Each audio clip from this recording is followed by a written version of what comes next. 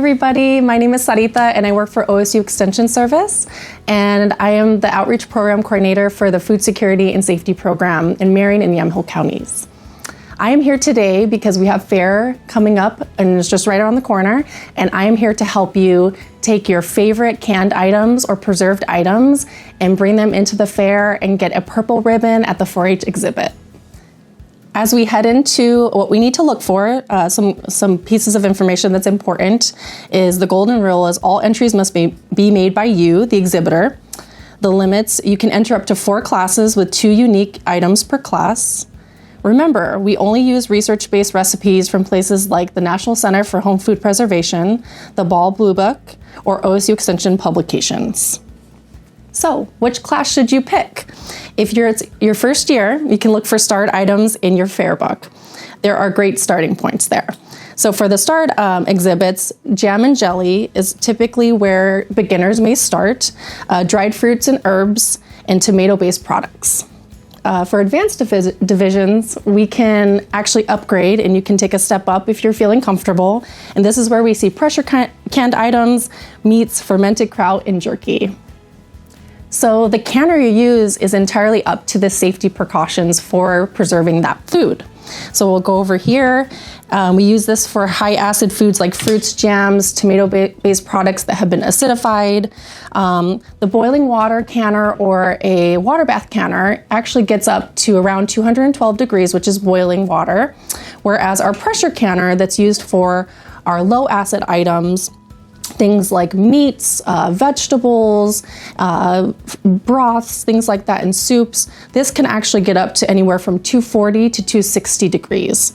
And this is a pressure canner that has a dial gauge and a pressure regulator, and that is something to help keep the food safe in your jar.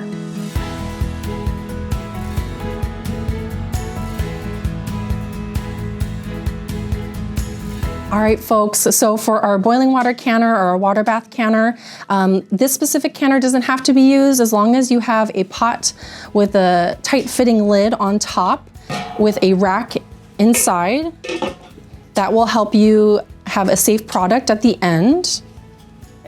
And for your pressure canner, this is just one type of pressure canner, and what we're using today, or what we're showing, is a dial gauge to make sure that we're processing our items appropriately and to current tested recipes. So we have our pressure regulator here, our dial gauge, which has been tested at our county office, and you can actually test your dial at your local county office, and if you want to call ahead or ask them further questions, they'll be able to test your gauge and help you with food safety information. Okay. So making sure everything is in good working order. So when we remove our lid, we have a rack in the bottom.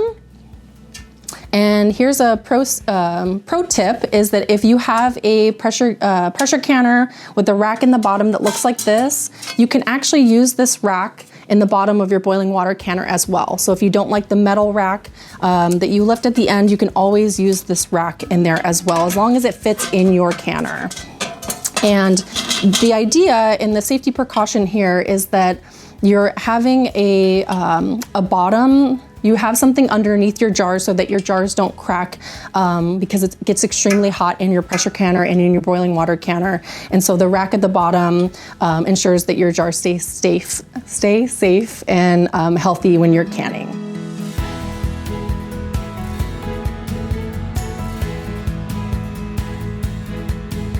So judges are going to be looking for a big 3, and that is looking for the seal, the jar, headspace and clarity, and how it's presented. So the seal, you want to go ahead and include your rings for transport, and you'll want to go ahead and take those off after you arrive at the fair, and they're going to be checking for a seal on your jar. And so we recommend, OSU Extension Service and other extension services recommend to store without your ring so that you know if you have a seal or not. And that is testing for safety. If your seal is not tight and it comes off, that is actually automatic disqualification. And so you'll want to make sure that you have a good seal on your jar.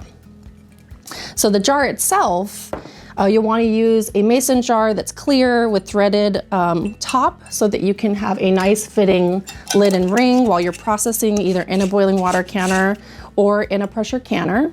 And so that fits nicely. You can see through really well. What I have here today is a 1/2 pint size, and I also have a 1/4 pint size. And these are actually really great sizes and recommended to use by the judges because each jar is opened and tasted and reviewed for doneness and all that good stuff. And so we want to make sure that we're doing smaller jar sizes so all of that food does not get wasted. So moving into headspace and clarity, we are going to also be wanting to show the judges that we are measuring to the proper headspace. And what is headspace? Headspace is the top of the food to the top of the lid. And so you want to make sure that you're following your recipe, your tested recipe, that you have the correct headspace there. For jams and jellies, typically it's about 1/4 of an inch, but you'll want to make sure that you refer to your tested recipe to make sure that you have the right headspace there. And for clarity, we want to make sure that there are no bubbles or floaters that come to the top, or if it's really cloudy, that is something else that can dock you on your points. And so for these pickled carrots that were done in a boiling water canner or a water bath canner, this has been an acidified product, which means vinegar has been added. And that was in a tested recipe that we found from the National Center. You can see here that this is really clear. There's not a lot of cloudiness happening. It has some headspace here, and it's a product that is nicely visible to the judges. However, on the other hand, we do have an example of something. This is turkey broth that may lose you a few points, and that's okay. We learned that from our first time canning it from a tested recipe from OSU Extension Service, that it's really cloudy. There's some bits that are floating at the top, some floaters there. The headspace looks maybe a little bit too large. So remember that our headspace, if it's there's too much space or not enough space, that is something that you can be docked on. Our turkey broth, as a reminder, is a recipe that was followed in a pressure canner because it's a low acid food. Our turkey and turkey broth are low acid items, so we always want to make sure that we're following recommendations of processing in a pressure canner.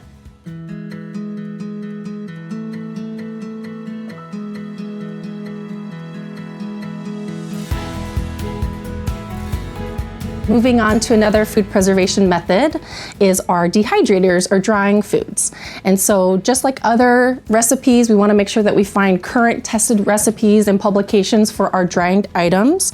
Remember that to get the best quality and highest chance for that purple ribbon, we want to be able to pre-treat our dried foods, which means we can dip them in a honey solution, ascorbic acid, citric acid, things like that to help keep the texture, the flavor, and the shape of the item that you're drying appropriately. But you'll want to go ahead and review your recipe to see which items are recommended for that type of food. So we have a couple of options here. You can use a larger dehydrator like this that has the options for trays to be able to place foods on them. If you're doing a fruit leather or something like that, there are these silicone or flat trays that you can put on your dehydrator tray. Or you can use a round dehydrator that is stacked on top of each other, like this one. And you can remove that, and you can see in here that each one has its own layer. There. And then this one also has a very similar option as this dehydrator, where it's completely flat, and so you can do a fruit leather there. These open ones are usually used for things like fruit. You can use them for jerky slices, all kinds of goodies there. Something to remember is that both of these have a way to gauge temperature. Temperature is the most important thing when you're drying, to make sure that you don't over dry the food or not dry it enough. And something to remember either with this dryer or dehydrator or this one here, you'll want to rotate the the slats here. And so if this one's at the top, after so much time in your recipe, it'll recommend to go ahead and put this one at the bottom, since the heat source is going to be coming from the top. And so you'll want to rotate those through, otherwise the top layer might get more dry than the bottom layers. Same thing with this one. The heat source is actually coming from the back of the machine, and so you'll want to go ahead and take out your tray and rotate it around. That way each side is getting appropriately dried. Voila. All right, so let's say you don't have a dehydrator in your home. That's totally okay. If you have an oven that goes low enough, some ovens, some newer ovens don't go low enough to be able to dry items where they need to, according to the recommendations that are given. But if your oven can work in that temperature space that your recipe is calling for, this is a great option for folks that maybe don't have that dehydrator on hand.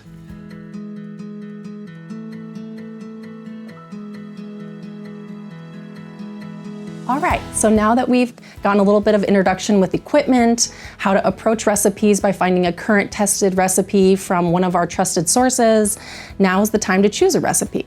So in this video, we're gonna actually be focusing on jams to be able to give you an example of what to look for when you're processing a jam and putting it into the fair for judging.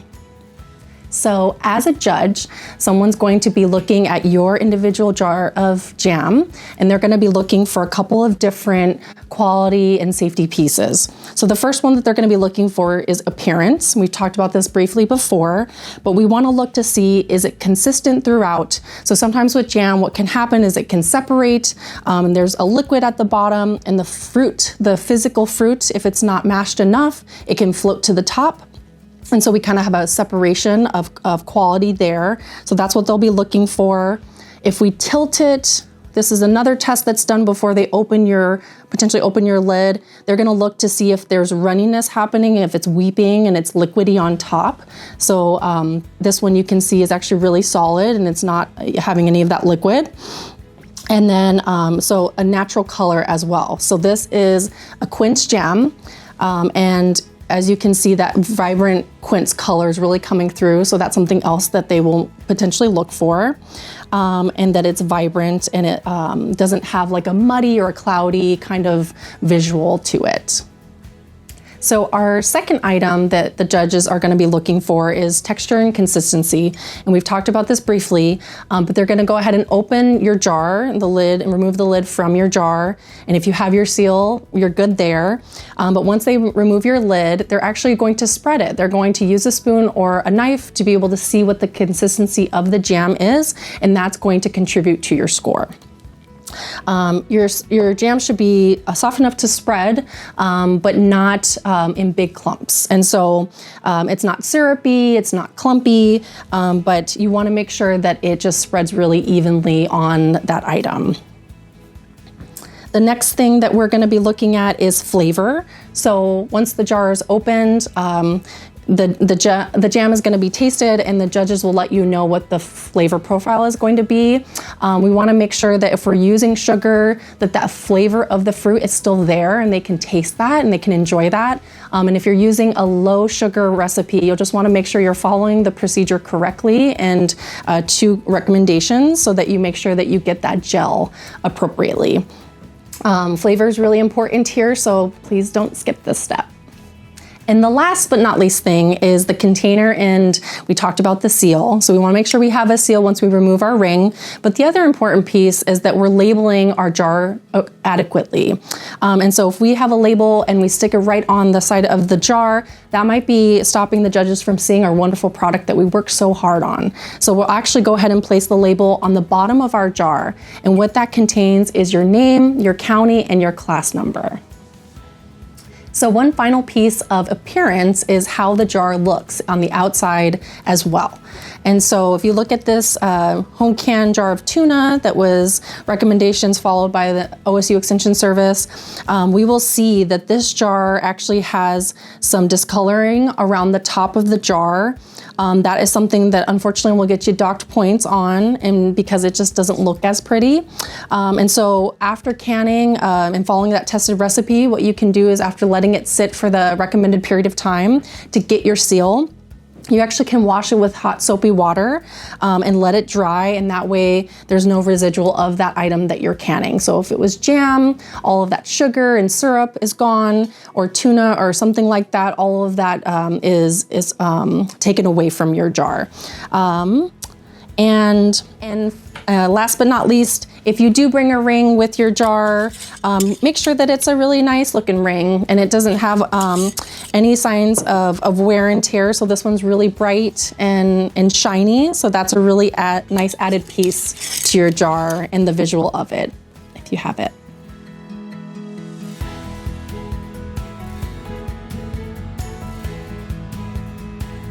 So now we're on to the explanation card.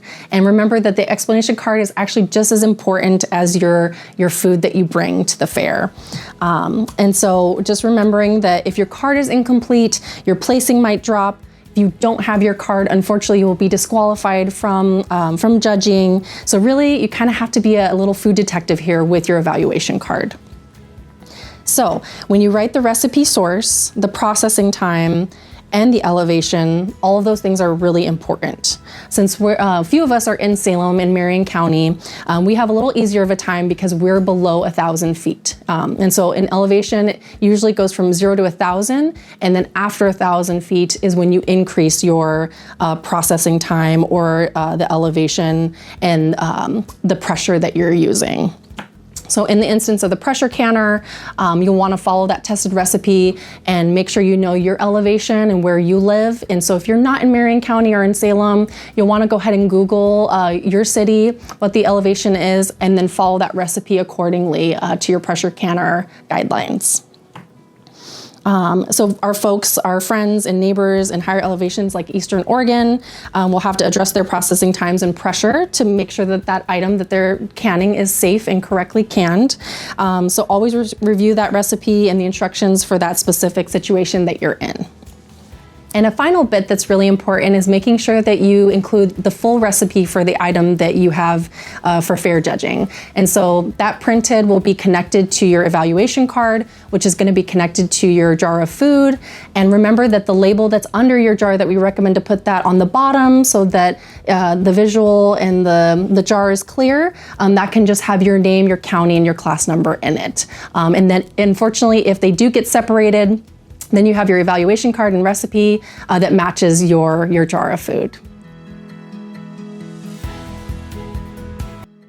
All right, folks, so before you head to the fairgrounds, just make sure we do one final check, and there's a couple things to remember.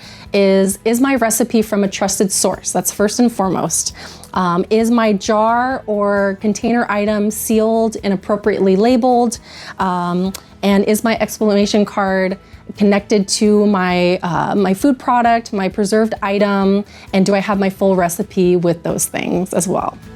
All right, folks, if you happen to have questions or concerns or want more information, please contact your local county extension service office and your food safety or security or preservation coordinator. All right, y'all, we're so excited to see what you create. Remember to have fun, and even if you don't get the ribbon that you're hoping for, remember that this is a wonderful experience to learn, and you've actually gained some skills in feeding your family safely and for a lifetime. So we'll see you at the fair, and we can't wait to see your items. Thanks so much. Bye.